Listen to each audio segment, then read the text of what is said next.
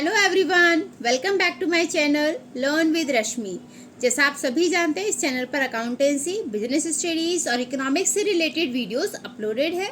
आप chapter wise video देख सकते हैं और एंजॉय कर सकते हैं।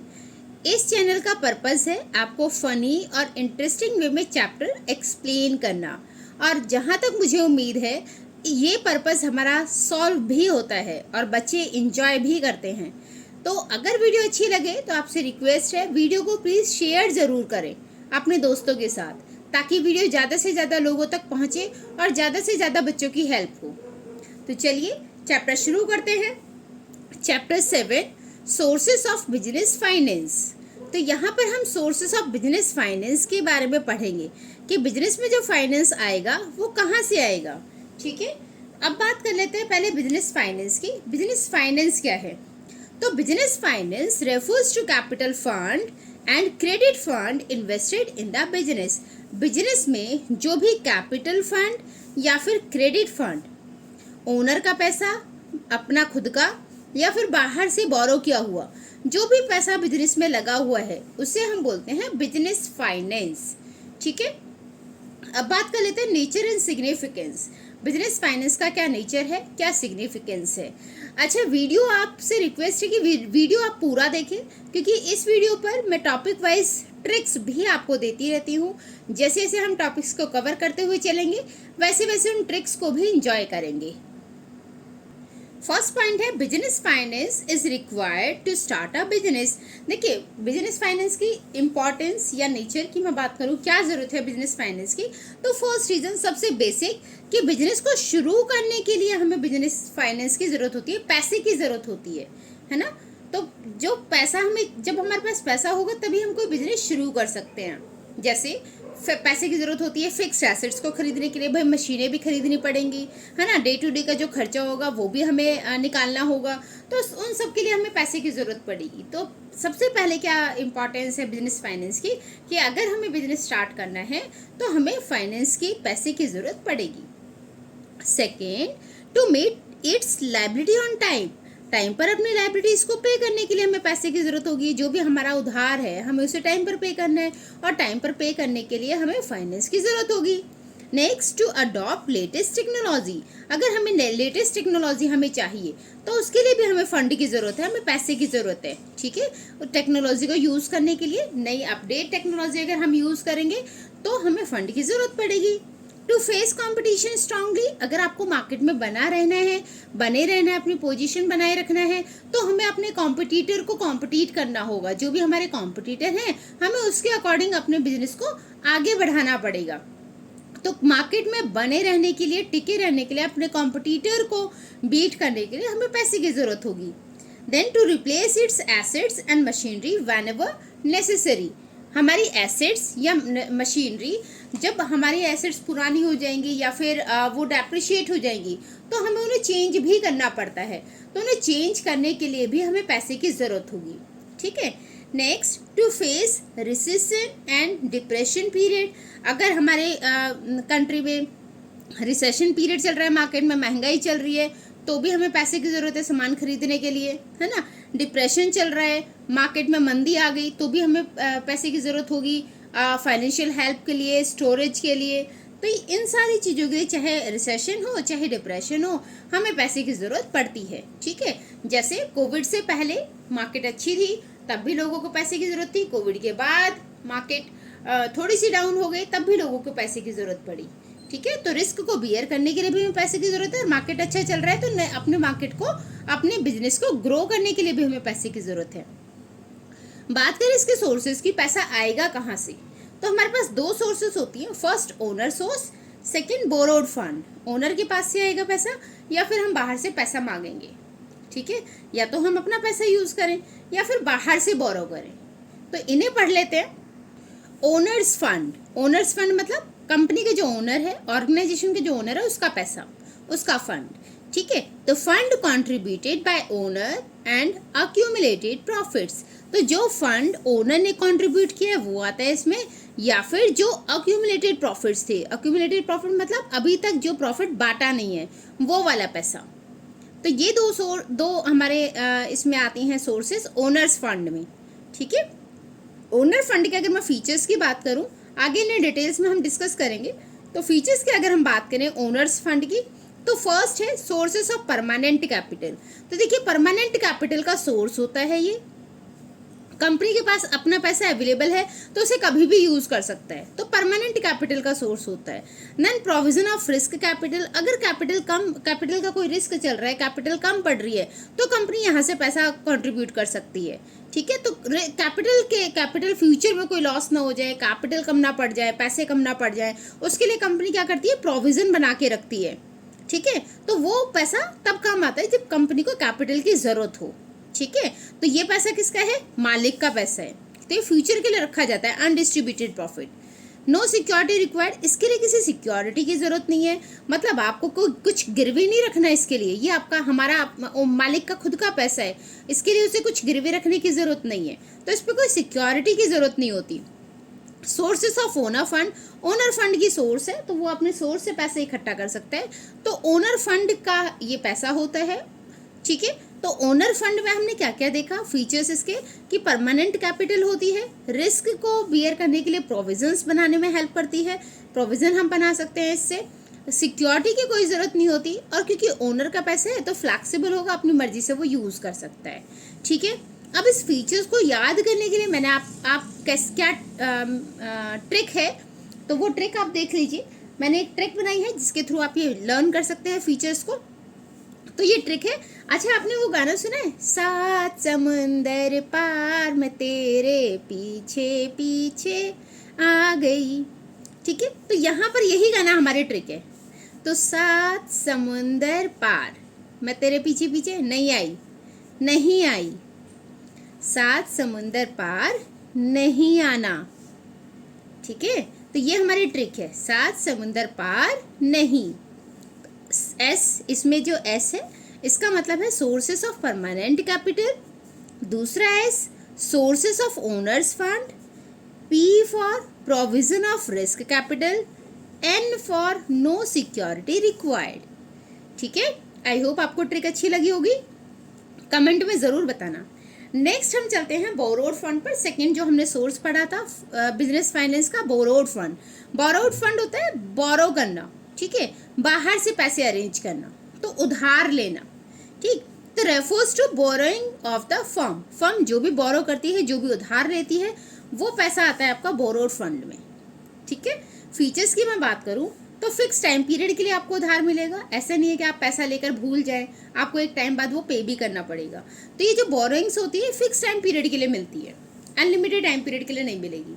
देन सिक्योरिटी, ऑब्वियसली इसके ऊपर सिक्योरिटी एक देनी पड़ती है, जैसे आप बैंक में लोन लेने जाएंगे तो बैंक को भी आपको सिक्योरिटी देनी पड़ती है ना, गिरवी कुछ रखना पड़ेगा, डॉक्यूमेंट्स या शो करने पड़ेंगे, मतलब सिक्योरिटी आपको देनी पड़ेगी, है ना। ठीक है, then regular payment of interest, जब हम बोरो करते हैं तो उस पर ब्याज देना पड़ता है हमें रेगुलर, तो रेगुलर ब्याज आपको देना पड़ेगा। कंट्रोल, कभी कभी ऐसा होता है जब हम बोरोइंग करते हैं तो जो हमारे बोरोवर्स होते हैं, जो कंपनी जिसे हम लोन लेंगे, वो कंपनी को होल्ड करने की कोशिश करते हैं, मतलब उनकी कुछ टर्म्स एंड कंडीशंस होती हैं जो हमें फॉलो करनी पड़ती है, तो कहीं ना कहीं कंपनी का कंट्रोल थोड़ा बहुत इधर उधर हो जाता है। ठीक है, तो वो लोग कंपनी को कंट्रोल करने की कोशिश करने लगते हैं। Then sources of borrowed fund, source कौन कौन सी सोर्सेस हैं बोरोड फंड में, जैसे यहाँ हमारी सोर्स थी ओनर फंड में, ओनर फंड में क्या था, रिटेन्ड अर्निंग है आपकी, है ना, और आपका इशू था शेयर्स। ऐसे ही बोरोड फंड में हमारे पास बहुत सारी सोर्सेस होती है, जैसे loan from commercial bank, loan from institutions, public deposit, trade credit, inter corporate deposit, जिसको हम ICD भी बोलते हैं। ठीक है, तो बात करते हैं फिर से ट्रिक की, बोरोड फंड के फीचर्स को हम कैसे लर्न करेंगे। इसकी जो ट्रिक है ये है आपका RSS वाले मेरे क्लोज फ्रेंड हैं, RSS वाले मेरे क्लोज फ्रेंड हैं जो मुझे आराम से उधार दे देंगे। तो उधार से आपको याद रहेगा कि हम बोरोइंग की ट्रिक कर रहे हैं। ठीक है, बोरो की ट्रिक, हम बोरो के फीचर्स हम लर्न कर रहे हैं, तो ये ट्रिक बोरोइंग्स की थी, फीचर्स ऑफ बोरोइंग। फिर से RSS वाले, आपने RSS का नाम तो सुना होगा ना, हाँ समझ गए ना, वही वाले RSS वाले मेरे क्लोज फ्रेंड है जो मुझे उधार दे देंगे। तो यहाँ पर बात कर लेते हैं, R for regular payment of interest. S for security. S for sources of borrowed fund. C for control and F for fixed time. तो ये थी आपकी ट्रिक बोरोड फंड की। अब बात कर लेते हैं सोर्सेस ऑफ रेजिंग फाइनेंस, जो हम यहाँ पे लास्ट पॉइंट पढ़ा था ना, अब इसको डिटेल में हम करेंगे। ठीक है, sources of raising finance, finance कैसे रेज कर सकते हैं। तो ओनर फंड के अगर मैं सोर्सेज की बात करूँ, जो लास्ट पॉइंट था दोनों का, उनकी बात करेंगे। तो ओनर फंड के अगर मैं सोर्सेज की बात करूँ तो इक्विटी शेयर से कंपनी अपना पैसा अरेंज कर सकती है, प्रेफरेंस शेयर से कर सकती है, रिटेन्ड अर्निंग से कर सकती है, या फिर GDR global depository receipt, ADR American depository receipt और IDR इंडियन डिपॉजिटरी रिसिप्ट। फिलहाल ये हमारे कोई सिलेबस में नहीं है, तो हम केवल इनके बारे में बात करेंगे, equity share, preference share and retained earning. ठीक है, देन बोरोड फंड की अगर बात करें तो बोरोड फंड में कौन कौन से सोर्स होते हैं। डिबेंचर्स लॉन्ग टर्म बोरोइंग होती है, जो लोगों से लिए जाता है पैसा। Loan from financial institutions, loan from commercial bank, public deposit, trade credit और इंटर कॉर्पोरेट डिपॉजिट। तो इनके बारे में हम आगे डिटेल में बात करते हैं कि क्या होते हैं। स्टार्ट करते हैं शेयर्स से। शेयर्स का मतलब क्या होता है, हिस्सा, है ना, हिस्सेदारी। तो शेयर्स हिस्सा ही होता है, बट उसे कैसे रिप्रेजेंट करेंगे शेयर्स को। Shares means smallest unit in which owners capital of the company is divided, जिसमें ओनर की कैपिटल एक वो स्मॉल यूनिट, सबसे छोटा यूनिट जिसमें कंपनी की पूरी कैपिटल डिवाइड होती है। ठीक है, फॉर एग्जाम्पल मुझे 10 करोड़ रुपए की ज़रूरत है कंपनी शुरू करने के लिए। अब ऐसा तो है नहीं कि मैं घर से बाहर निकली और रास्ते में एक बंदे से टकराई और उससे मैंने पूछा भाई 10 करोड़ रुपए हैं, उसने बोला हाँ हाँ मैडम अभी लीजिए, चेक बना के दे रहा हूँ 10 करोड़ का, आप जाके कैश कराइए। तो ऐसा तो नहीं होगा ना, है ना। बोलेंगे मैडम भी कैसी बातें करती हैं, है ना, और वो भी सीधे 10 करोड़ ना, तो ऐसे तो नहीं मिलेगा। तो अब क्या करेंगे, तो ये ऐसी सिचुएशन नहीं होती, या रियल लाइफ में ऐसा नहीं होता कि आप जिससे टकराए उसने आपको 10 करोड़ रुपए दे दिए। आजकल तो रिश्तेदार भी नहीं देते पैसे, है ना, जो रिलेटिव्स होते हैं पैसे के नाम पर वो भी रिलेशंस भूल जाते हैं, भूल जाएंगे कि आप उनके रिलेटिव हैं। अच्छा, तो 10 करोड़ रुपए हैं। अभी 10 करोड़ रुपए कहाँ से आएगा। तो कंपनी क्या करती है, कंपनी को पता है कि उसकी कंपनी में कंपनी को पता है कि 10 करोड़ रुपए अरेंज करने हैं। अब मालिक क्या करेगा, इस 10 करोड़ रुपए को छोटे छोटे पार्ट्स में बांट देगा। 10-10 रुपए में बांट दिए, है ना, तो कितना आ गया ये 1 करोड़। अब कंपनी क्या करेगी, बहुत सारे लोगों को इनवाइट करेगी अपनी कंपनी में कि भाई मेरी कंपनी में केवल 10 रुपए लगाओ और हिस्सेदारी लो, है ना। तो अब देखो जैसे कोई एक बंदा है उसने 10 ही रुपए लगाए, लेकिन ऐसा तो नहीं सारे बंदे 10 रुपए लगा रहे हैं। अब 10 रुपए क्योंकि सस्ता है, आराम से लोग दे सकते हैं, तो हो सकता है कुछ लोग ऐसे भी हो जो 1000 रुपए लगा दें, है ना, तो मतलब 100 शेयर खरीद लें कंपनी के। कुछ लोग ऐसे होते हैं जो 1000 ही शेयर खरीद ले कंपनी के, 10,000 रुपए लगाएं। कुछ लोग होते हैं 1 लाख रुपए लगा रहे हैं तो 10,000 शेयर खरीद लिए कंपनी के, राइट। तो इस तरीके से जब लोग ये शेयर्स खरीदते हैं ना, तो उनकी उतनी हिस्सेदारी बढ़ती है कंपनी में। जिसके पास जितने ज़्यादा शेयर उसकी उतनी ज़्यादा हिस्सेदारी। ठीक है, तो ये इसे बोलते हैं शेयर्स। तो कंपनी की जो कैपिटल थी, जो एक छोटी सी यूनिट में डिवाइड कर दी 10 रुपीज़ में, हमने 10 रुपये में बना दिया इस एक शेयर, है ना। तो हमने जो 10 रुपये में एक छोटी स्मॉल यूनिट में इसको डिवाइड कर दिया ना कंपनी को, कैपिटल को। तो मुझे 1 करोड़ लोग ऐसे चाहिए जो 10-10 रुपये देने के लिए रेडी हो, या कुछ ऐसे लोग चाहिए जो ज़्यादा शेयर खरीदे बट मेरे पास 1 करोड़ रुपए आ जाए। ठीक है, तो अभी जो 10 रुपये था ये क्या है, शेयर। तो smallest unit in which owners capital of the company is divided, जो ओनर की कैपिटल थी वो हमने जो स्मॉल यूनिट में डिवाइड कर दी उसे बोलते हैं शेयर्स।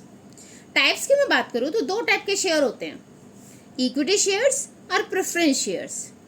ठीक है, इक्विटी शेयर्स को जनरली हम बोलते हैं माउंटेन ड्यू।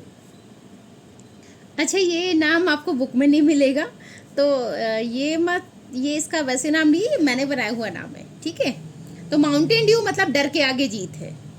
तो इक्विटी शेयर होल्डर्स क्या होते हैं, ये रिस्क टेकर होते हैं, इन्हें रिस्क पसंद होता है, एडवेंचरस जिन लोगों को पसंद होता है उन्हें हम बोल सकते हैं इक्विटी शेयर होल्डर।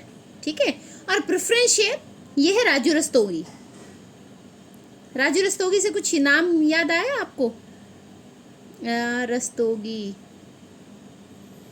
ये 3 इडियट मूवी में था, है ना, जो बहुत सारी रिंग्स पहनता था कि मुझे ये ना हो जाए, पेपर में पास हो जाऊं, जॉब अच्छी मिल जाए, बहन की शादी हो जाए, उन सब के लिए रिंग पहनता था ना।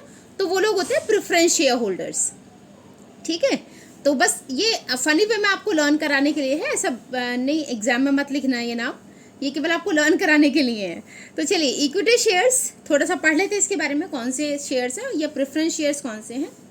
इक्विटी शेयर्स होते हैं जो रियल ओनर होंगे कंपनी के, ठीक है, जो कंपनी के असली मालिक होते हैं इक्विटी शेयर होल्डर्स। जबकि प्रेफरेंस शेयर होल्डर्स को प्रेफरेंस दिया जाता है, नाम है ना इसका प्रेफरेंस, तो इन्हें प्रेफरेंस दिया जाता है। किस चीज के लिए प्रेफरेंस दिया जाएगा? इक्विटी शेयर होल्डर से पहले इनको पेमेंट की जाती है। इसलिए मैंने बोला ना राजू रस्तोगी, जिनको डर ज्यादा लगता है, तो ये वो लोग हैं, ये डरपोक वाले लोग हैं, ये माउंटेन ड्यू वाले लोग हैं। तो यहाँ पर ये प्रेफरेंस शेयर्स का मतलब, अच्छा प्लीज किसी को बुरा ना लगे, ये केवल बच्चों को फनी वे में लर्न कराने के लिए है, ठीक है। तो यहाँ पर प्रेफरेंस शेयर होल्डर्स कौन होते हैं? जिनको प्रेफरेंस दिया जाता है पेमेंट में, इन्हें इक्विटी शेयर होल्डर से पहले पे किया जाएगा, और इक्विटी शेयर होल्डर्स को लास्ट में पे किया जाता है, जब उनकी सारी पेमेंट्स हो जाएंगी, सारे खर्चे निकल जाएंगे, सारी लायबिलिटीज पे हो जाएंगी, तब इन्हें दिया जाता है। इसीलिए इन्हें बोलते हैं रियल ओनर, असली मालिक। असली मालिक पैसा तभी रखेगा ना जब सबका बकाया वापस कर देगा, जिसका उसके पास बकाया आ रहा है उसको वापस करके, जिसका लोन आ रखा है, बोरिंग्स आ रखी है, उन सबको देने के बाद जो बचेगा वो रखेगा ये, ठीक है। अच्छा, इक्विटी शेयर होल्डर्स को कोई प्रेफरेंशियल राइट नहीं होती, चाहे डिविडेंड की हम बात करें, चाहे पेमेंट ऑफ कैपिटल की बात करें। इन्हें ना तो इनकी कैपिटल वापस मिलती है, ना ही डिविडेंड का कोई प्रेफरेंस होता है कि सबसे पहले यही लोग लेके बैठेंगे। क्या करेंगे? पहले इनको देंगे, ये जो भी एक्सपेंसेस है पहले वो पूरा करेंगे, उसके बाद बचता है तो इक्विटी शेयर होल्डर्स रखते हैं, ठीक है। इक्विटी शेयर होल्डर्स की फेस वैल्यू जनरली कम होती है, सस्ता होता है, जैसे मैंने अभी बोला 10 रुपये में हमने कर दिया डिवाइड, तो इसकी जो फेस वैल्यू होती है ना जनरली कम होती है। जबकि प्रेफरेंस शेयर होल्डर्स की वैल्यू ज़्यादातर महंगी होती है, इसकी फेस वैल्यू ज़्यादा मिलती है, ठीक है। ये शेयर महंगा होता है प्रेफरेंस शेयर होल्डर्स, क्योंकि ये आपको कहीं ना कहीं थोड़ा सा सिक्योरिटी देता है डिविडेंड की। प्रेफरेंशियल दे दिया ना, आपको पहले पेमेंट मिलेगी इक्विटी शेयर होल्डर्स के कंपैरिजन में, ठीक है। तो अगर कंपनी बंद हो जाती है तो इनको कैपिटल वगैरह पहले पे की जाती है, बाद में share holder equity share holders को दी जाएगी। यहाँ पर इक्विटी शेयर होल्डर्स क्योंकि रियल ओनर है तो इनके पास सारी वोटिंग राइट होती है कंपनी की, जो भी डिसीजंस लेंगे वो कौन लेगा? Equity share holders. जबकि प्रेफरेंस शेयर होल्डर्स को कोई वोटिंग राइट नहीं होती, ये किसी डिसीजंस में इंटरफेयर नहीं कर सकते, ठीक है। देन अगर मैं बात करूँ तो इक्विटी शेयर होल्डर्स अट्रैक्ट करता है बोल्ड एंड एडवेंचरस इन्वेस्टर्स को, जैसे हमने शुरू में बात की थी ना, माउंटेन ड्यू, डर के आगे जीत है, तो ये ऐसे इन्वेस्टर्स को अट्रैक्ट करता है, ठीक है। क्यों अट्रैक्ट कैसे कर लेते हैं? क्योंकि इसके जो रेट ऑफ डिविडेंड होता है ना, डिविडेंड मतलब बेटा जो रिटर्न मिलेगा वापस, आपने कंपनी में 10 लाख रुपए लगा दिए, अब इस 10 लाख रुपए पर जो आपको पैसा मिलेगा ना, उसको बोलते हैं रेट ऑफ डिविडेंड। तो ये जो डिविडेंड इसके ऊपर इंटरेस्ट मिलेगा ना, वो डिविडेंड की रेट फिक्स नहीं होती, मतलब कम प्रॉफिट है तो कंपनी कम देगी डिविडेंड, ज़्यादा प्रॉफिट है तो ज़्यादा भी कर देगी, ठीक है। तो इसका रेट ऑफ डिविडेंड कम ज़्यादा होता रहता है, तो इसमें प्रॉफिट होने का चांस भी ज़्यादा है और रिस्क का चांस भी है, ठीक है। इसीलिए इन्हें क्या बोलते हैं? रिस्क टेकर, रिस्क बियरर, ठीक। यहाँ पर क्योंकि ये अट्रैक्ट करता है कॉशियस या कंजर्वेटिव इन्वेस्टर्स को, मतलब जिन्हें लगता है ना कि भाई मेरी ना रेगुलर इनकम आती रहे, मुझे ये रिस्क नहीं चाहिए कि कभी पैसा डूब गया तो क्या होगा, पैसा ज़्यादा मिल जाएगा तो अच्छा लगेगा, लेकिन अगर डूब गया तो प्रॉब्लम भी हो जाएगी, ठीक है। तो ये इसमें ऐसे लोग इन्वेस्ट करते हैं। प्रेफरेंस शेयर्स वो लोग खरीदते हैं जिन्हें एक रेगुलर इनकम चाहिए, जो कंजर्वेटिव इन्वेस्टर्स होते हैं, जिन्हें लगता है कि मेरा पैसे से कुछ भी आए पर वापस आता रहे, रिटर्न मिलता रहे, ठीक है। तो इनका जो रेट ऑफ डिविडेंड होता है वो फिक्स होता है, तो यहाँ पर फिक्स्ड होता है, फिक्स्ड रेट होता है डिविडेंड का। जबकि यहाँ पर रेट ऑफ डिविडेंड फ्लक्चुएट होता रहता है, फ्लक्चुएट, ठीक है, कम या ज़्यादा वो होता रहेगा। देन मैं बात करूँ रिस्क बियर की, तो अभी हमने बात की कि जो इक्विटी शेयर होल्डर्स हैं ये प्राइमरी रिस्क बियर होते हैं, जबकि प्रेफरेंस शेयर होल्डर्स इनका रिस्क रिलेटिवली कम होता है, क्योंकि जब भी कंपनी बंद होगी या कंपनी को कोई भी प्रॉब्लम आती है तो इनका पेमेंट तो हो जाएगा, लास्ट में इनका पेमेंट होता है, तो इनके कंपैरिजन में ये इनका रिस्क कम होता है। ठीक है, देन इनकी अगर मैं कैपिटल की बात करूँ तो ये नेवर रिडीम्ड और पे back during the life time of the company. मतलब अगर मैंने किसी कंपनी में ये 10 लाख रुपए लगाए हैं, इन कैपिटल लगाई है, शेयर्स खरीदे मैंने 10 लाख के, तो ये 10 लाख रुपए मुझे कभी भी वापस नहीं मिलने वाला। कंपनी बंद हो जाएगी तो भी पहले इनको दिया जाएगा, उसके बाद मिलता है, अदरवाइज ये पैसा मुझे कभी वापस नहीं मिलेगा। हाँ, इस पर रेट ऑफ डिविडेंड मिलती रहती है, डिविडेंड रिटर्न मिलता रहेगा।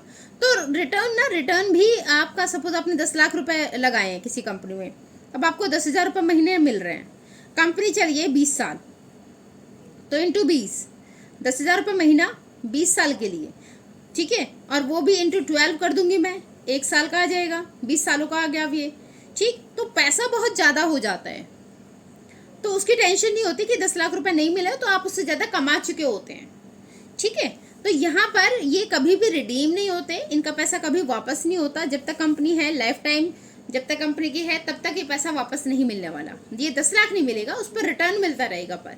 ठीक है, जबकि प्रेफरेंस की अगर बात करें तो जब कंपनी बंद होती है या कोई टाइम पीरियड आपने प्रेफरेंस शेयर्स के साथ बॉन्ड किया हुआ था, कितने टाइम तक के लिए आप हमारे शेयर होल्डर रहेंगे, तो वो बॉन्ड आपका खत्म हो जाए, ठीक है, तो रिडीम हो सकते हैं, तो इनका पैसा इन्हें वापस मिल सकता है, इनकी कैपिटल इन्हें वापस, जो शेयर्स में इन्होंने पैसा लगाया था वो पैसा इन्हें वापस मिल सकता है। ठीक है, या फिर अगर कंपनी बंद होने वाली है तो इन्हें इनका पैसा वापस मिल सकता है, जबकि इक्विटी शेयर होल्डर्स को ये पैसा नहीं मिलता, बस डिविडेंड उन्हें मिलता रहता है, पर क्योंकि डिविडेंड की अमाउंट बहुत ज़्यादा हो चुकी होती है। ठीक है, तो ये था हमारा equity shares and preference shares. अब बात करते हैं रिटेन्ड अर्निंग की। तो retained earning refers to undistributed profit after payment of dividend and tax. Retained का मतलब क्या होता है? रोकना। तो रोकी हुई अर्निंग अच्छा, मेरे हिंदी पर मत जाना, ठीक है, पर्पज है कि बस समझाना, हिंदी पर मत जाना भाई। रोकी हुई इनकम, ठीक। तो रिटेन्ड अर्निंग मतलब रोकी हुई इनकम, जिस इनकम को रोक लिया जाता है, आगे बांटा नहीं जाता। रेफर्स टू अनडिस्ट्रीब्यूटेड प्रॉफिट, जो प्रॉफिट डिस्ट्रीब्यूट नहीं किया है after payment of dividend and taxes. Company अपना डिविडेंड दे चुकी है, कंपनी अपना टैक्स दे चुकी है, फिर जो पैसा बच जाता है जिसको कंपनी बांटती नहीं है, फ्यूचर के लिए रखती है, उसे बोलते हैं रिटेन्ड अर्निंग, रोका हुआ पैसा या प्रॉफिट, ठीक है, जिसे कंपनी आगे बांटेगी नहीं। तो अनडिस्ट्रीब्यूटेड होता है ये इस पैसे को डिस्ट्रीब्यूट नहीं किया जाता। तो पेमेंट, सारी चीज़ों की पेमेंट करने के बाद, डिविडेंड के पेमेंट करने के बाद, टैक्स की पेमेंट करने के बाद, जो कंपनी कुछ प्रॉफिट का पार्ट उठा के रख लेती है जो डिस्ट्रीब्यूट नहीं करना, उसे बोलते हैं रिटेन्ड अर्निंग। अब मैं फीचर्स की इसकी बात करूं तो इसके फीचर्स हैं क्वेश्चन ऑफ सिक्योरिटी, एक सिक्योरिटी का काम करते हैं, है ना भाई। आपके पास अगर अर्निंग होगी तो फ्यूचर में जब भी हमें ज़रूरत होती है हम उस पैसे को यूज़ कर सकते हैं, तो कहीं ना कहीं एक सिक्योरिटी का हमारा काम करती है, ठीक है। हमें फ्यूचर में जब भी पैसे की ज़रूरत होगी हम इस पैसे को यूज़ कर सकते हैं। Then fund for new and innovative projects, अगर कंपनी को किसी नए या इनोवेटिव प्रोजेक्ट्स में पैसा लगाना है तब ये पैसा काम आ सकता है, ठीक है। Medium and long term finance, obviously company को लॉन्ग टर्म के लिए पैसे की ज़रूरत है या मीडियम टर्म के लिए पैसे की ज़रूरत है, और कंपनी बाहर से बोरोइंग नहीं कर पा रही है, तो कंपनी इस पैसे को यूज़ कर लेगी आराम से। तो रिटेन्ड अर्निंग इनकी हेल्प करता है मीडियम या लॉन्ग टर्म फाइनेंस अरेंज करने में। Then conversion into ownership fund, ये क्योंकि ओनर का ही तो पैसे है, तो ये ओनर फंड में कन्वर्ट आराम से हो जाएगा, क्योंकि ओनरशिप का ही सोर्स हम पढ़ रहे हैं, है ना। तो कहीं ना कहीं ओनरशिप फंड है, मालिकों का ही पैसा है। मोस्ट डिपेंडेबल सोर्स होती है, क्योंकि कंपनी, अगर कहीं भी कंपनी को कोई भी प्रॉब्लम आती है, देखो अगर मेरे घर में कोई परेशानी है तो हम भी ये देखेंगे ना मेरा बैंक बैलेंस कितना बचा हुआ है ना। तो वैसे ही कंपनी की एक डिपेंडेबल सोर्स होती है ये, कंपनी इसके ऊपर डिपेंड कर सकती है आगे के प्रोजेक्ट्स के लिए, आगे के इनोवेटिव आइडियाज़ के लिए। देन नो इंटरफेरेंस, इसमें ऐसा नहीं है कि कोई आपसे आके बोलेगा, कोई भी क्रेडिटर है सप्लायर की, भाई पैसा कैसे आप यूज़ कर रहे हैं, है ना। ये कंपनी का अपना पैसा है, तो कंपनी को कोई इंटरफेयर नहीं कर सकता इस पैसे को यूज़ करने के लिए, राइट। तो इस पर कोई इंटरफेरेंस नहीं होता, कंपनी अपनी मर्जी से यूज़ कर सकती है, राइट। अब फीचर्स की मैं बात करूँ तो काफ़ी टाइम हो गया, आप बोलोगे मैम आप तो ट्रिक्स ही नहीं बता रहे हैं, तो बात आ जाती है फिर से ट्रिक की। रिटेन अर्निंग के फीचर्स आप कैसे लर्न रखेंगे, उसके लिए ट्रिक है CNC बिस्किट मेरी मम्मी के फेवरेट हैं। CNC बिस्किट मेरी मम्मी के फेवरेट हैं। C for question of security, N for no interference, C for conversion into ownership fund, M for medium and long term finance, M for most dependable source, F for fund for new and innovative projects। ठीक है, तो CNC biscuit मेरी mummy के favourite है। इससे आप यहाँ से ये सारी चीज़ें फीचर्स इसके लर्न कर सकते हैं आराम से। ठीक है, नाउ बात करते हैं बोरोड फंड की। बोरोड फंड में कौन कौन से सोर्स आते हैं, तो ये थे ओनर्स के सोर्स जिसमें हमने 3 पढ़े, equity shares, preference shares and retained earning. ठीक है, अब बात कर लेते हैं बोरोड फंड के सोर्सेज की। इसमें कौन कौन सी चीज़ें हमें पढ़नी है, क्या क्या कहाँ कहाँ से पैसा मिल सकता है बाहर से, अगर हम बोरो करें तो कहाँ कहाँ से पैसा मिल सकता है। तो फर्स्ट है आपका ट्रेड क्रेडिट। ठीक है, अब ट्रेड क्रेडिट के बारे में देख लेते हैं, होता क्या है ट्रेड क्रेडिट। ट्रेड क्रेडिट मतलब refers to an arrangement whereby a manufacturer is granted credit from supplier of raw material, inputs, spare parts etcetera, जहां सप्लायर मैन्युफैक्चरर को क्रेडिट बेसिस पर रॉ मटेरियल, इनपुट्स या spare parts की supply करता है, उसे बोलते हैं ट्रेड क्रेडिट। ट्रेड क्रेडिट मतलब एक ऐसा अरेंजमेंट जहां पर सप्लायर मैन्युफैक्चरर को क्रेडिट बेसिस पर रॉ मटेरियल देगा, इनपुट्स दे देता है या स्पेयर पार्ट्स दे देता है, उधार सामान दे देता है, मतलब उसे बोलते हैं ट्रेड क्रेडिट। ठीक है, सप्लायर मैन्युफैक्चरर को या कंपनी को उधार पर सामान प्रोवाइड करता है, उसे बोलते हैं ट्रेड क्रेडिट। जैसे बहुत सारी दुकानें होती है ना जो उधार वाली फैसिलिटीज ऑफर करती हैं। कस्टमर गया है, आप हैं, आपकी जान पहचानने वाली दुकान है, आपने बोला भाई आज पैसे नहीं है कल ले लेना, उसने खाते में आपका नाम लिखा कि ठीक है चल कल दे देना, है ना। वैसे ही कंपनी भी उधार पर सामान खरीदती है अपने सप्लायर से, तो उसे बोलते हैं ट्रेड क्रेडिट, राइट। अब इसकी ड्यूरेशन जो होती है ना वो याद रखना आप, ट्रेड क्रेडिट की ड्यूरेशन केवल 3 से 6 महीने तक हो सकती है, 3 मंथ्स टू 6 मंथ। ये इसीलिए इसे बोलते हैं शॉर्ट टर्म फाइनेंसिंग। ये शॉर्ट टर्म फाइनेंसिंग फैसिलिटी है, 6 महीने तक के लिए आपको टाइम मिलेगा, 6 महीने तक वो उधार दे सकता है, उसके बाद नहीं देगा, 6 महीने के अंदर अंदर आपको पेमेंट करनी पड़ेगी। ठीक है, देन अवेलेबिलिटी डिपेंड्स अपॉन, अब ये जो ट्रेड क्रेडिट है किसके ऊपर डिपेंड करता है, nature of firm, size of firm, ये creditworthiness of firm. Firm का नेचर कैसा है, किस टाइप की आपकी फर्म है तो उसको उधार सामान मिलेगा या नहीं मिलेगा। साइज आपकी फर्म का कैसा है, लॉन्ग स्केल का बिजनेस है, स्मॉल स्केल का बिजनेस है तो क्रेडिट कितना मिल सकता है। क्रेडिट वर्दीनेस आपकी कैसी है, अगर आप टाइम पर लोन पे कर रहे हैं तो आपको उधार जल्दी मिलेगा, है ना, या टाइम पर सप्लायर को पेमेंट कर रहे हैं तो वो अगली बार आपको फिर से उधार दे सकता है। बट अगर आपकी क्रेडिट वर्दीनेस अच्छी नहीं है तो वो आपको आगे से रॉ मटेरियल इश्यू नहीं करेगा उधार पर, है ना। तो डिपेंड करता है नेचर पर, साइज पर और क्रेडिट वर्दीनेस पर। बात कर लेते हैं features of trade credit. First feature है इसका रेडली अवेलेबल, ये हमेशा अवेलेबल रहता है। देखिए अगर आपको सप्लायर्स को मार्केट में जानते हैं तो आपको इजीली ट्रेड क्रेडिट पे सामान मिल जाता है। ठीक है, तो ये सप्लायर से जान पहचान होनी चाहिए, उन्हें आप जानते हैं तो आराम से मिल जाएगा। देन फ्लैक्सिबिलिटी होती है इसमें, मतलब कोई ऐसे रिजिड रूल्स एंड रेगुलेशंस नहीं होते, आप परचेज अपनी मर्जी से कर सकते हैं, कम या ज़्यादा, तो वो फ्लैक्सिबल होता है। ठीक है, देन नो फ्लोटेशन कॉस्ट, इसके लिए कोई एडवर्टीजमेंट नहीं करनी है, कोई कमीशन नहीं देना है, तो इसमें कोई फ्लोटेशन कॉस्ट ऐड नहीं होती। ठीक है, देन इंक्रीज इन प्राइजेस, कभी कभी क्या होता है कि जब हम गुड्स क्रेडिट पे लेते हैं ना तो सप्लायर उस गुड्स के प्राइस बढ़ा देता है, रॉ मटेरियल्स के प्राइस बढ़ा देता है। ठीक, तो यहाँ प्राइस बढ़ने के भी चांसेस होते हैं।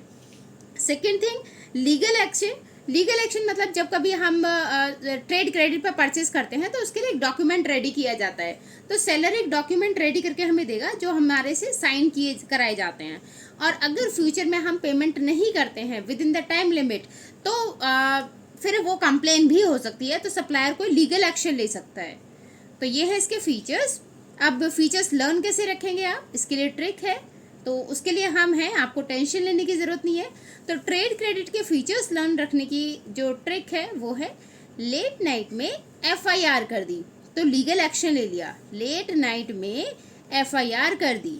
L for legal action, N for no flotation cost, F for flexible, I for increase in prices and R for readily available. ठीक है, तो ये ट्रिक है, इससे आप लर्न कर सकते हैं। नेक्स्ट टॉपिक पर आ जाते हैं, पब्लिक डिपॉजिट। अब देखिए पब्लिक डिपॉजिट क्या है, जो लोगों का जो डिपॉजिट मनी है ना, लोगों से जो डिपॉजिट कराई है वो, तो पब्लिक डिपॉजिट में लोगों का पैसा होता है। ठीक है, ये एक अनसिक्योर डिपॉजिट है। अनसिक्योर डिपॉजिट का मतलब होता है कि इसमें ना जो कंपनी के एसेट्स होते हैं उनका क्लेम नहीं होता। ठीक, तो इसीलिए अनसिक्योर्ड होते हैं, मतलब कंपनी के एसेट्स का कोई क्लेम नहीं होगा इन डिपॉजिट्स पर। ठीक, राइट। फीचर्स की मैं बात करूं तो जैसे अभी बात कर रहे थे कि अनसिक्योर्ड होते हैं, कंपनी के एसेट्स पर कोई क्लेम नहीं होगा, तो ये अनसिक्योर्ड होती हैं। Then finance of working capital, मतलब मोस्टली जो पब्लिक डिपॉजिट ये इसके थ्रू फंड अरेंज किया जाता है वो वर्किंग कैपिटल के लिए कराया जाता है। वर्किंग कैपिटल मतलब छोटे छोटे जो डे टू डे एक्सपेंसेस हैं उनको बियर करने के लिए, करंट एसेट्स, करंट लाइबिलिटीज को पे करने के लिए, उनके लिए फंड अरेंज कराया जाता है यहाँ से, पब्लिक डिपॉजिट से। देन टाइम पीरियड, इसका एक पर्टिकुलर टाइम पीरियड होता है 6 मंथ से 3 ईयर्स, तो 6 मंथ टू 3 ईयर्स। ठीक है, 6 मंथ टू 3 ईयर्स का टाइम पीरियड होता है। इतने ही टाइम पीरियड के लिए आप पब्लिक डिपॉजिट ले सकते हैं, इससे फंड अरेंज कर सकते हैं। सिंपल प्रोसीजर टू रेज, यहाँ एक सिंपल प्रोसीजर होता है पब्लिक डिपॉजिट को रेज करने का या फंड अरेंज करने का। केवल एक एडवर्टीजमेंट देनी होती है न्यूज़पेपर में, और जो लोग इंटरेस्टेड होते हैं कंपनी में इन्वेस्ट करने के लिए, कंपनी में अपनी डिपॉजिट्स कंपनी को देने के लिए, उन्हें एक फॉर्म दिया जाता है। उस फॉर्म को वो फिल कर देते हैं जिसमें उनकी टर्म्स एंड कंडीशंस लिखी होती हैं और कंपनी फंड अरेंज कर सकती है। राइट, देन आ जाता है रीपेमेंट। पब्लिक डिपॉजिट ये एक रूल है कि पब्लिक डिपॉजिट्स को पे करने के लिए कंपनी को अपने प्रॉफिट का 10% अपने प्रॉफिट का साइड में रखना होता है, ताकि वो इस पैसे से जो पब्लिक डिपॉजिट्स से उन्होंने बोरो किया है कंपनी ने, उनको टाइम टू टाइम वो पेमेंट करते रहें। ठीक है, तो रीपेमेंट के लिए कंपनी को 10% जो अमाउंट होता है वो साइड में रखना होता है। ठीक है, देन बात करें इकोनॉमिकल, तो थोड़ा सस्ता भी होता है ये सोर्स। बोरिंग का थोड़ा सस्ता सोर्स होता है क्योंकि बहुत सारा खर्चा नहीं करना है और किसी अंडर राइटर को कोई कमीशन नहीं देना है। ठीक है, प्रॉस्पेक्टस पे कंपनी को खर्च नहीं करना है, तो इकोनॉमिकल हो जाता है, सस्ता होता है ये बोरिंग का सोर्स। देन लिमिटेड अमाउंट, हाँ यहाँ पर ना लीगल रिस्ट्रिक्शंस होती हैं, आप एक पर्टिकुलर लिमिट तक ही फंड रेज कर सकते हैं, उससे ज़्यादा नहीं। ठीक है, तो जितनी भी कंपनी का जो शेयर कैपिटल होती है, शेयर कैपिटल उसका 25% ही रेज कर सकती है कंपनी, उससे ज़्यादा नहीं। ठीक है, तो 25% जो शेयर कैपिटल होती है वही कंपनी पब्लिक के थ्रू, पब्लिक डिपॉजिट्स के थ्रू रेज कर सकती है, उतना ही फंड ले सकती है, उससे ज़्यादा का नहीं। ठीक है, तो इनके फीचर्स हम कैसे याद रखेंगे, फिर से एक बार देख लीजिए थोड़ा सा। अनसिक्योर्ड है, कंपनी के पर्सनल एसेट पे कोई क्लेम नहीं कर सकते। फिक्स कैपिटल्स को ये वर्किंग कैपिटल्स को बोरो करने के लिए या working day to day expenses को बियर करने के लिए जनरली पब्लिक डिपॉजिट से बोरोइंग की जाती है, यहाँ से फंड अरेंज किया जाता है। इसका टाइम पीरियड होता है 6 महीने से लेकर 3 साल। सिंपल प्रोसीजर होता है, जनरली एक एडवर्टीजमेंट दिया जाता है और जो लोग इंटरेस्टेड होते हैं वो फॉर्म को भरते हैं और यहाँ से आप पैसे अरेंज कर सकते हैं। ठीक है, जिन लोगों को आपको बोरोइंग देनी होगी वो एक उस फॉर्म को फिल करके दे देंगे। रीपेमेंट करने के लिए 10% जो अमाउंट होता है वो कंपनी को साइड में रखना होता है, ताकि इनका पब्लिक डिपॉजिट्स को आराम से पे कर सकें। ठीक है, कंपनी लास्ट मोमेंट पे कोई एक्सक्यूज ना दे कि भाई मेरे पास पैसे नहीं है, हम कहाँ से वापस करें। राइट, इकोनॉमिकल होता है, सस्ता होता है, क्योंकि यहाँ किसी ब्रोकर को हायर नहीं करना, किसी अंडर राइटर को हायर नहीं करना, तो वो खर्चे बचे जाते हैं, इसलिए ये सोर्स ऑफ बोरोइंग सस्ता होता है। लिमिटेड अमाउंट ही बोरो कर सकते हैं, शेयर कैपिटल का 25% ऑफ द शेयर कैपिटल ही बोरो कर सकते हैं, उससे ज़्यादा नहीं। ठीक है, तो फीचर्स को याद कैसे करेंगे, फीचर्स को याद करने की ट्रिक है कि अब फुल रेस्ट करो। अब यहाँ फुल में एक एल है तो आप 2 एल मत लगाना गलती से। ठीक है, तो यहाँ पर है हमारा कि पब्लिक डिपॉजिट से पैसा आ गया, अरेंज हो गया, तो अब फुल रेस्ट करो। एफ से finance of working capital, U for unsecured, L for limited amount, R for repayment, E for economical, S for simple procedure to raise and T for time period. ठीक है, तो अब full rest कर लो क्योंकि public deposit से पैसा arrange हो गया। तो ये है इसकी ट्रिक लर्न करने की। नेक्स्ट पर चलते हैं डिबेंचर्स। तो debentures can be defined as a document और अ सर्टिफिकेट, एक ऐसा डॉक्यूमेंट या फिर certificate issued by a company, जो एक कंपनी इशू करती है, अंडर इट्स सील, जिस पर कंपनी की सील लगी होगी, मोहर लगी होगी, as an acknowledgement of its डेब्ट।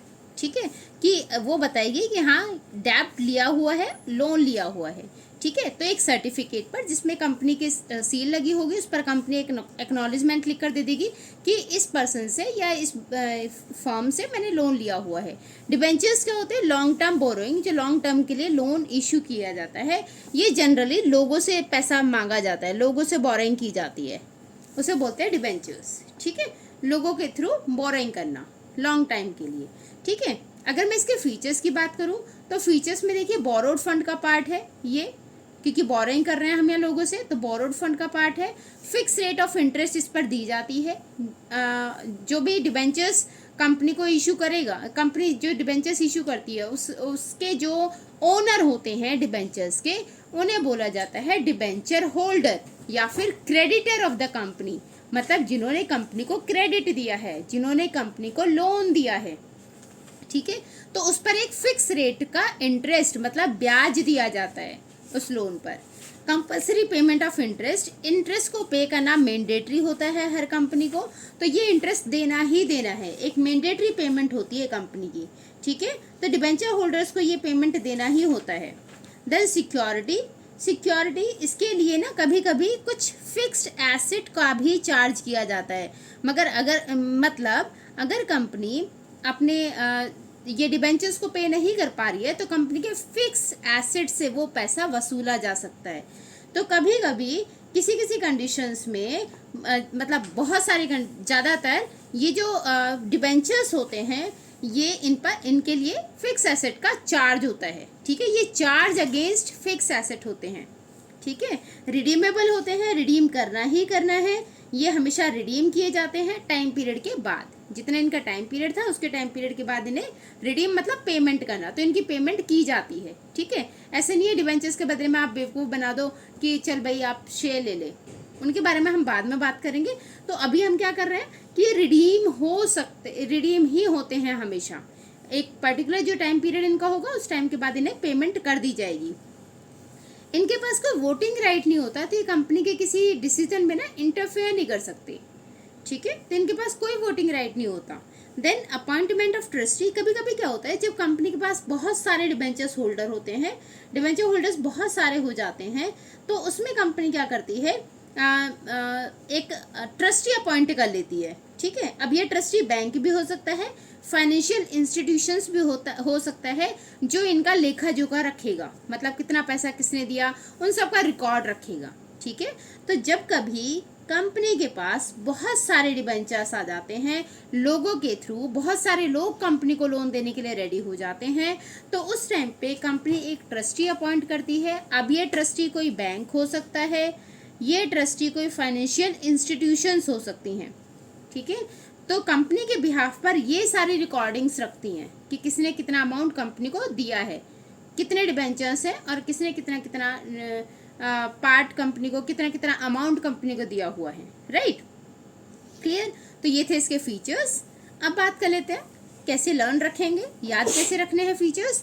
तो उसकी ट्रिक है, सभी फैंस को कंफर्ट रूम में बिठा दिया। ठीक है, क्योंकि डिबेंचर्स है, लोगों से पैसा लिया था, तो लोगों से पैसा लिया है तो थोड़ी बहुत तो उन्हें चाय पानी पिलानी पड़ेगी, तो उससे रिलेट कर दिया मैंने इसको। ठीक है, ताकि आपको ये ना स्टोरी वाइज अगर मैं आपको ट्रिक बनाऊंगी, ये आपके लिए ट्रिक बनाऊंगी, तो वो आपके लिए इजी रहेंगी, लर्न याद करने में आसानी होगी। ठीक है, तो यहाँ पर डिबेंचर्स क्या थे, जो लोगों से बोरोइंग की जाती है। ठीक है, तो सभी फैंस को कंफर्ट रूम में बिठा दिया, जितने भी फैन आए हुए थे, लोग पब्लिक आई हुई थी, उनको क्या किया, कंफर्ट रूम में बिठा दिया। अब देख लेते हैं फैन से। F for fixed rate of interest, A for appointment of trustee, N for आपका हो जाएगा no voting rights, S for security, इसमें सी फॉर कंफर्ट रूम, तो सी फॉर आपका है compulsory payment of interest, R for redeemable. ठीक है, तो यहाँ से आप ये अपना इस ट्रिक के थ्रू आप अपना ये फीचर्स याद रख सकते हैं। तो सभी के फीचर्स की हमने ट्रिक पढ़ी है यहाँ पर। आई होप आपको ट्रिक्स अच्छी लगी होंगी।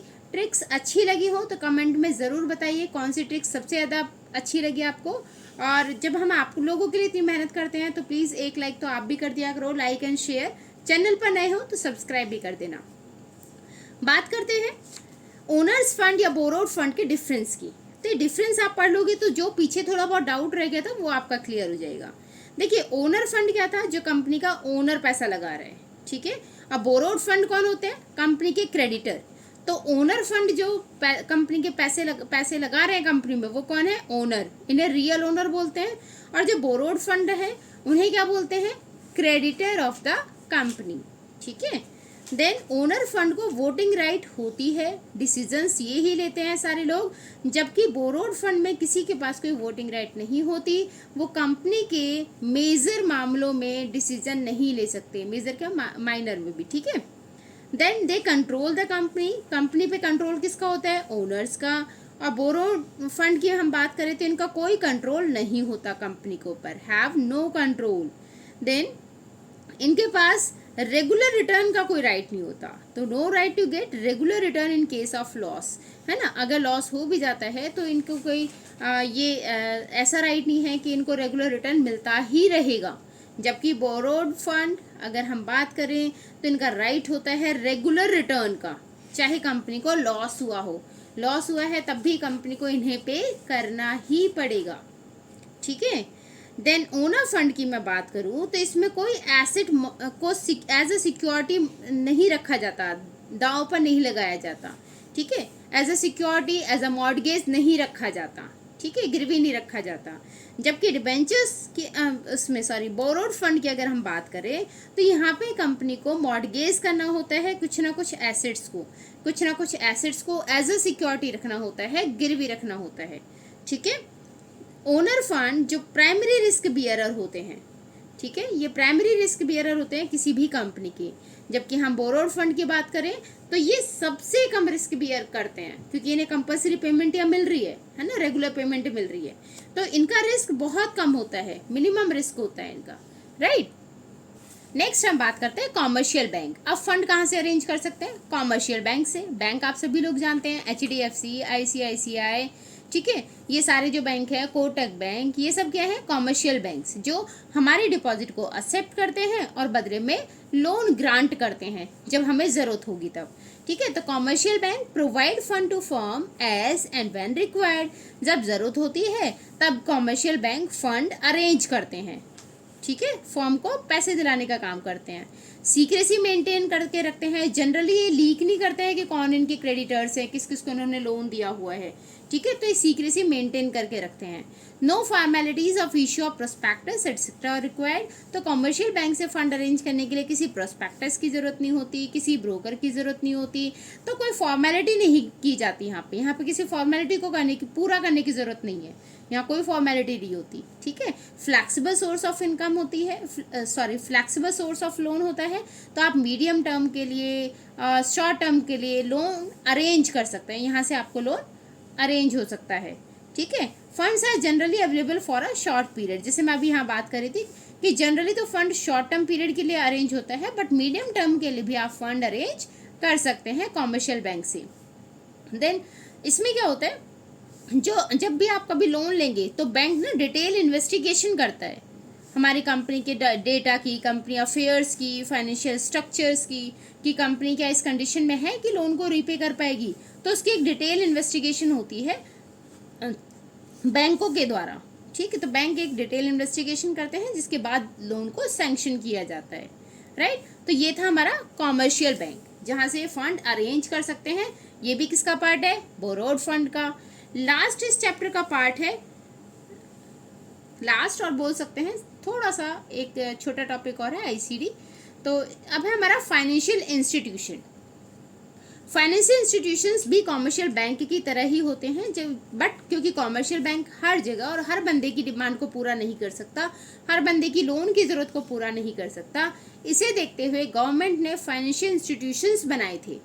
ठीक है, ये भी लोन प्रोवाइड करने का काम करते हैं, प्लस ये साथ में फाइनेंशियल असिस्टेंस भी, फाइनेंशियल गाइडेंस भी प्रोवाइड करते हैं। ठीक है, तो financial institutions provide financial assistance and guidance to industry and business enterprises. तो फाइनेंशियल इंस्टीट्यूशंस गाइड भी करते हैं फाइनेंस के मामले में कि कहाँ आपको पैसा लगाना चाहिए, कहाँ से आप पैसा अरेंज कर सकते हैं। ठीक है, तो फाइनेंशियल इंस्टीट्यूशंस भी लैंडिंग इंस्टीट्यूशंस होते हैं, जैसे डेवलपमेंट बैंक्स हैं। और क्योंकि जब हम इंडिपेंडेंट हुए थे उस टाइम पे क्या था कि केवल कॉमर्शियल बैंक्स ही सबकी डिमांड को पूरा करते थे, या जो गवर्नमेंट के बैंक है, लेकिन वो पूरा नहीं, हर जगह अवेलेबल नहीं हो पा रहे थे, जिसकी वजह से फाइनेंशियल इंस्टीट्यूशंस को स्टार्ट किया गया, इनको फॉर्म किया गया, इनको बनाया गया। ठीक है, अब बात कर लेते हैं इसके फीचर्स की। लॉन्ग टर्म फाइनेंस, ये जो फाइनेंशियल इंस्टीट्यूशंस हैं वो लॉन्ग टर्म के लिए फाइनेंस प्रोवाइड करते हैं। ठीक है, देन अंडर राइटर्स, देखिए ये ना कभी कभी कंपनी के लिए अंडर राइटर का काम भी करते हैं। अब अंडर राइटर कौन होते हैं?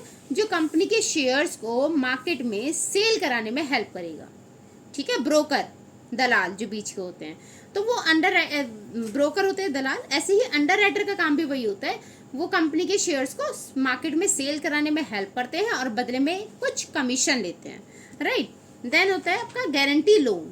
तो यहाँ पर जो गारंटी लोन है, इसमें क्या था कि आपका जो फाइनेंशियल इंस्टीट्यूशंस है वो लोन की गारंटी भी देते हैं। ठीक है, गारंटी लोन प्रोवाइड करते हैं, मतलब दूसरे बैंक से अगर आपको लोन लेना है या दूसरे फाइनेंशियल इंस्टीट्यूशन से आपको लोन लेना है तो आपके बिहाफ पर गारंटी भी प्रोवाइड करेंगे। Then subscriber of securities, government की जो कंपनियां होती हैं, जो कंपनी अपने शेयर्स इशू करेगी या गवर्नमेंट कंपनी अपने शेयर इशू करेगी, तो वहाँ की सिक्योरिटीज़ को भी ये लोग खरीद लेते हैं, उनमें भी पैसा इन्वेस्ट करते हैं। ठीक है, तो फाइनेंशियल इंस्टीट्यूशन यहाँ भी पैसा इन्वेस्ट करते हैं, शेयर्स में या डिबेंचर्स में, किसी भी कंपनी के शेयर या डिबेंचर्स में भी इन्वेस्ट करते हैं। Then financial as well as managerial assistance, तो यहाँ हमने देखा कि पैसे तो प्रोवाइड कर ही रहे हैं, साथ में सजेशंस भी दे रहे हैं, तो मैनेजरियल असिस्टेंस भी प्रोवाइड करते हैं। Then loan in foreign currency, अगर आपको फॉरेन करेंसी में लोन की ज़रूरत है तो वो भी ये प्रोवाइड करते हैं। अगर आपको किसी कंपनी से इंपोर्ट करना था, आपको फॉरेन करेंसी की ज़रूरत है, तो आप फॉरेन जो ये फाइनेंशियल इंस्टीट्यूशंस होते हैं वो आपको फॉरेन करेंसी में भी लोन प्रोवाइड करते हैं। ठीक है, तो ये थे इसके फीचर्स। अगेन बात करते हैं ट्रिक की, फाइनेंशियल इंस्टीट्यूशंस की फीचर्स को आप कैसे याद रखेंगे। तो इसकी ट्रिक है, फुल गेम स्टार्ट है। पैसों का, फाइनेंस मतलब क्या होता है? पैसा, है ना? तो पैसों का फुल गेम स्टार्ट है। ठीक है, फुल गेम स्टार्ट है किसका? फाइनेंस का। ठीक है, तो यहाँ पर आप बात कर लेते हैं इनके कैसे आपने याद रखेंगे।